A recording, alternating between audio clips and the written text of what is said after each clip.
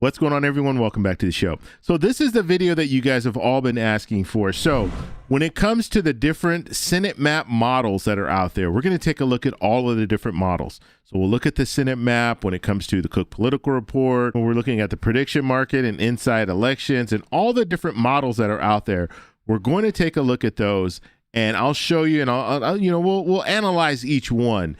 And when it comes to Democrats are favored in some, Republicans are favored in other models. And so we'll talk a little bit about that as we go over them. So we're going to do all of that in this video. But first off, you guys can do me a favor. Please like the video. If you're watching this video and you want to see more content like this, please consider subscribing to the channel. Let's go ahead and get started. So when it comes to the different models, if you go to 270 to win, they have a breakdown of the different models, and they show you the different maps. Okay, and that's what we're looking at today.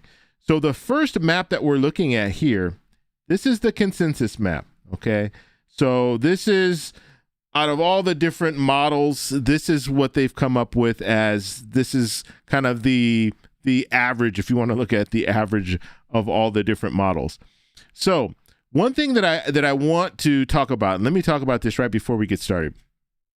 When it comes to Democrats are behind the 8 ball in the Senate, okay? Republicans have an advantage already. Republicans currently have 53 seats. Democrats and independents have 47. So Republicans already have the advantage. And so even if Democrats are able to net 2 seats or 3 seats, they're still not going to be able to take back control of the Senate unless we see something happen in Nebraska where Osborne wins in Nebraska, or Montana if we see an independent win in Montana. But other than that, Republicans have the advantage. So they have the advantage baked in. So I want people to know that, because when we start talking about the Senate races, Democrats can still do well in the Senate but not take back control of the Senate. And so that's something that's worth mentioning. So let's get back to this. So that being said, if we're looking at the consensus map, we're looking at Democrats and independents at 47. We're looking at Republicans at 50. And so like I was saying, in a scenario like this, Democrats could, because we have 3 toss-ups here, so Democrats could win 3 seats. They could net 2 seats and then defend 1. So that's what we could see. Now, if they do that, they'll get up to 50. It'll be a 50-50 Senate, but the vice president comes in and breaks the tie. And so Republicans will still maintain control of the Senate. And so just because we're looking at a scenario where, Democrats didn't take back control of the Senate, and so they didn't perform well in the midterm election, that's not necessarily the case. If Democrats are gaining seats, that's a good thing. If we look at this map and we see that Democrats are able to defend Georgia and they're able to flip North Carolina, that's a good sign. If they're able to defend New Hampshire, that's also a good sign. If they're able to maybe win, because this is a toss-up, maybe win in Maine, maybe win in Ohio, and defend Michigan, that's still a good map for Democrats. They just won't have control. They won't take back control of the Senate. Now, I know there are a lot of people out there saying, well, that's the ball game. They have to take back control of the Senate. Well, if they don't, they could still advance.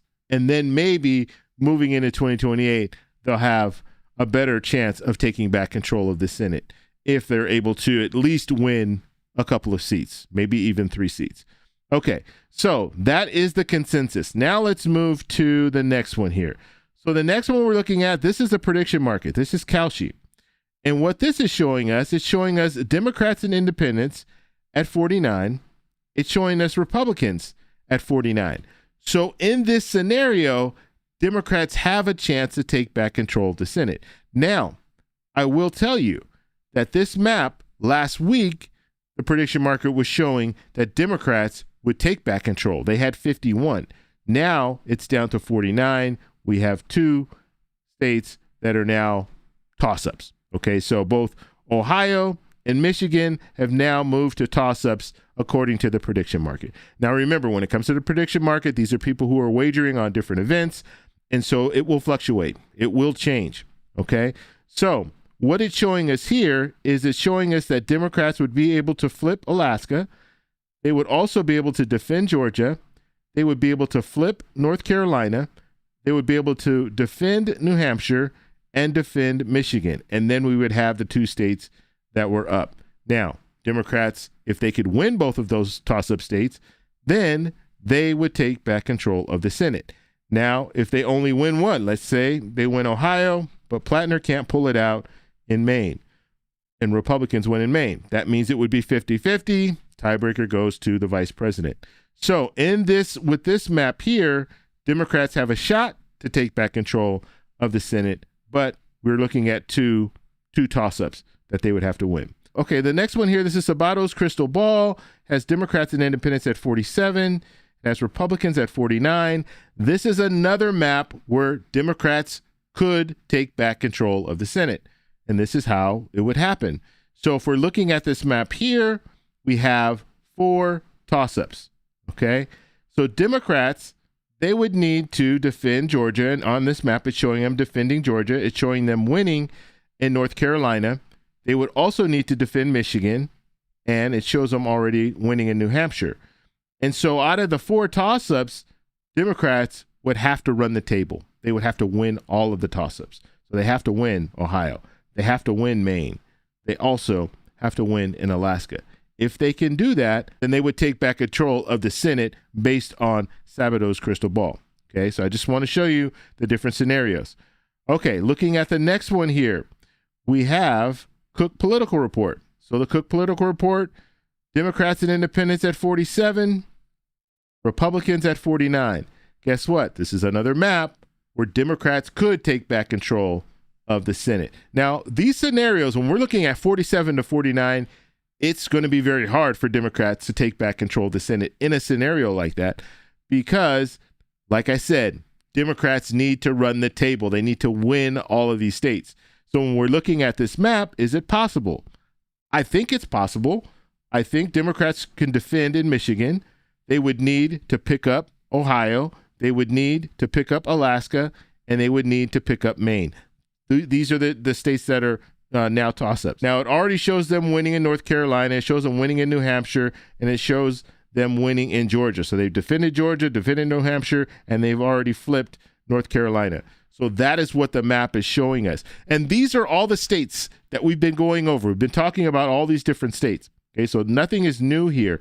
And just based on the polling, you see some polling in Ohio showing that Sherrod Brown is doing well. He's beating Husted. We see polling out of Alaska right now that shows Peltola has the lead. It's ranked choice voting, so I always want to remind you of that. So we don't really know how that outcome will play out, but it is a good sign that Peltola is leading in all of the polls that the recent polls that we've seen. When it comes to Maine, that's still up in the air. Generally, Susan Collins outperforms the polls, and right now it's showing that Plattner has a small lead.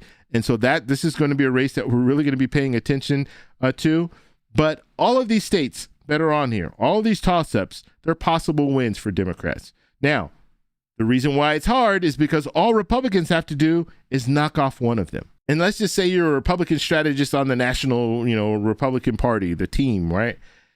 You're looking at this.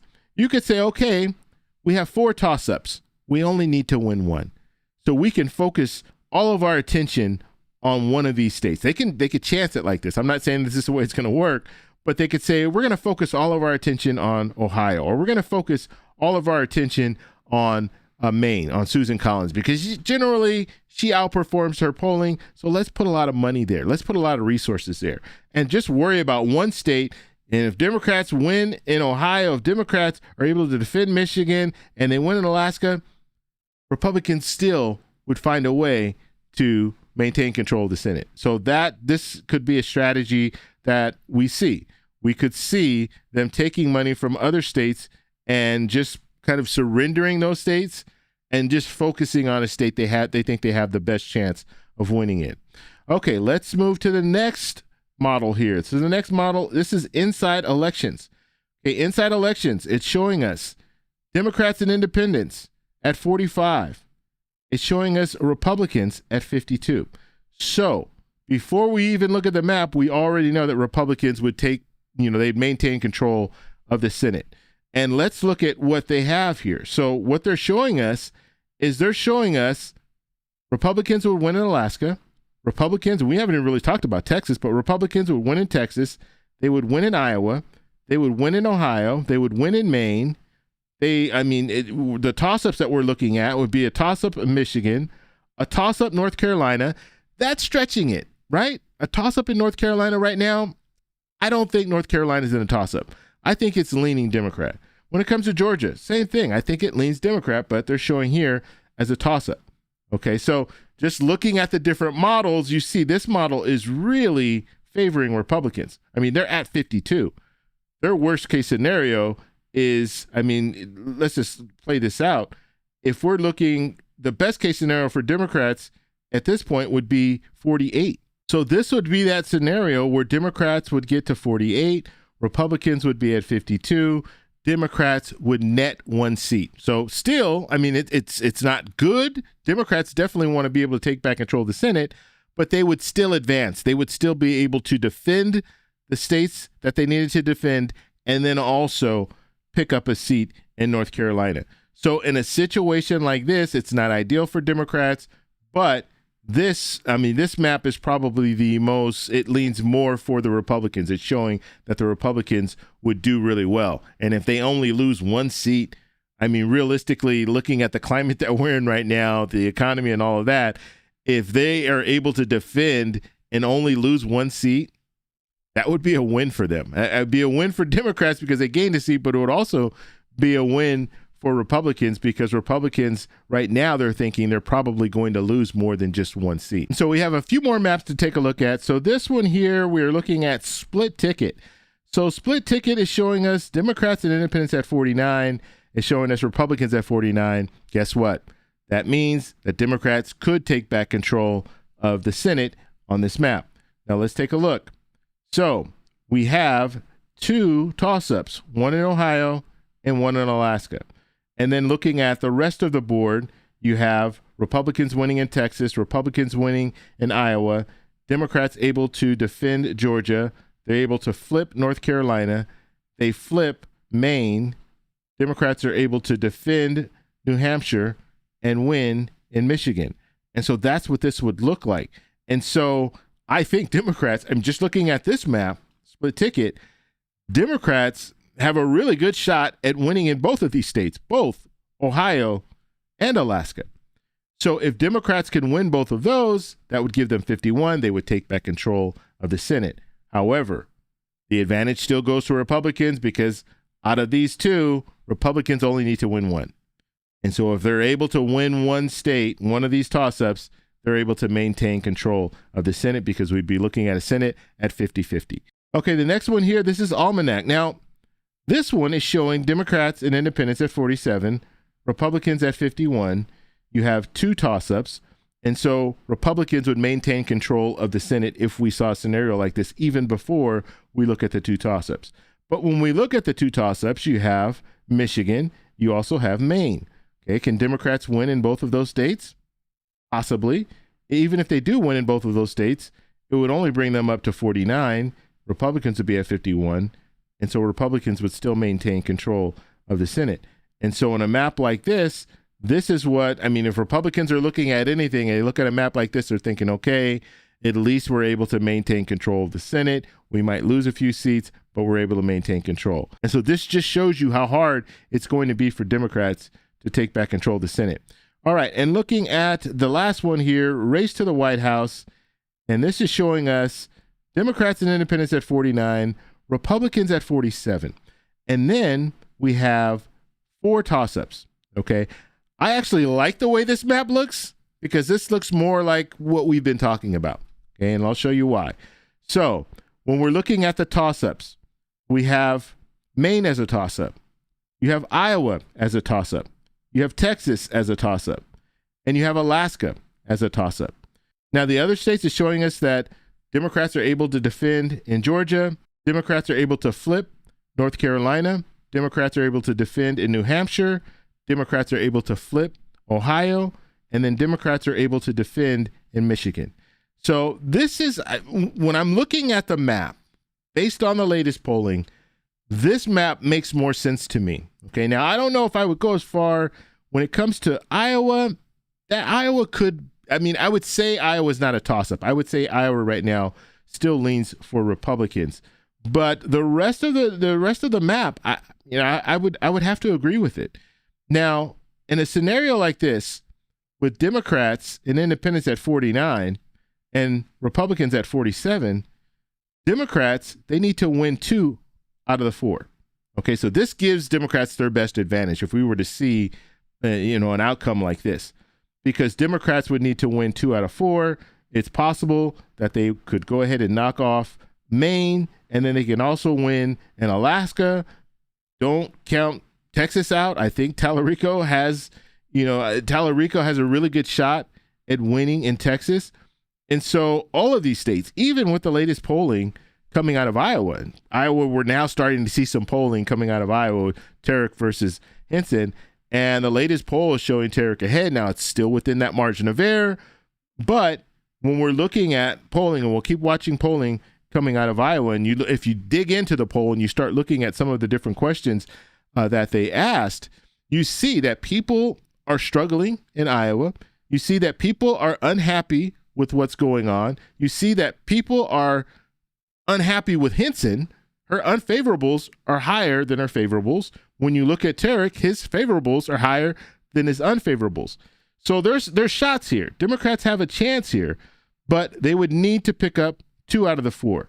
I think it's very possible. Republicans in this same scenario would need to pick up 3 out of the 4. And so in this scenario, Republicans would be behind the 8 ball if we saw something like this, because Republicans would need to pick up the majority, 3 out of 4, whereas Democrats only need to pick up 2 out of 4. And so I just wanted to show you the different scenarios, all the different models that are out there.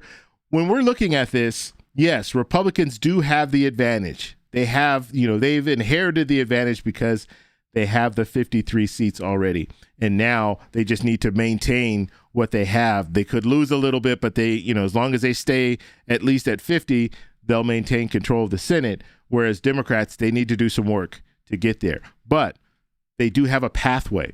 Democrats did not have a pathway 6 months ago. We weren't talking about some of these races 6 months ago. And so because Democrats have that pathway, I mean, it's good for them. They're at least, they have a fighting chance to take back control of the Senate, whereas last year they didn't have that. So I want to know what you guys think. What do you think about the models? Let me know what model you agree with most. Let me know in the comments below. If you like this video, please give me a thumbs up. Please subscribe for more. And remember, stay informed, stay engaged, and I'll talk to you in the next one. Bye. So that's all we have for this video. Make sure if you guys want to send me an email, you can do that, david@thetecshow.com. Like the video, subscribe for more, and check out these videos over here for some more great content. Talk to you later. Bye.